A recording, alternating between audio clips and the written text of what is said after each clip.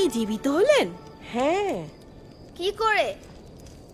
মৃত্যু তাকে আটকাতে পারেনি। তাহলে তাকে মরতে হলো কেন? মৃত্যুকে জয় করতে। সেদিন আমি বুঝতে পারিনি, কিন্তু মসিহ তারপরে বহুবার দেখা দিয়েছেন, আমাদের শিক্ষা দিয়েছেন। মসিহ আসার বহু বছর পূর্বে নবীরা পাক কিতাবে ভবিষ্যৎবাণী করেছিলেন যে ওয়াদাকৃত মসিহ দুঃখ ভোগ করবে। ঈশাইয়া লিখেছেন, আমাদের গুনাহের জন্যই তাকে বিদ্ধ করা হয়েছে, আমাদের অন্যায়ের জন্য তাকে চুরমার করা হয়েছে। যে শাস্তির ফলে আমাদের শান্তি এসেছে, সেই শাস্তি তাকেই দেয়া হয়েছে। তিনি যে আঘাত পেয়েছেন, তার দ্বারাই আমরা সুস্থ হয়েছি।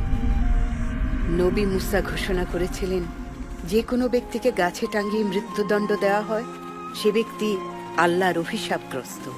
তাই ঈসা যখন ক্রুশে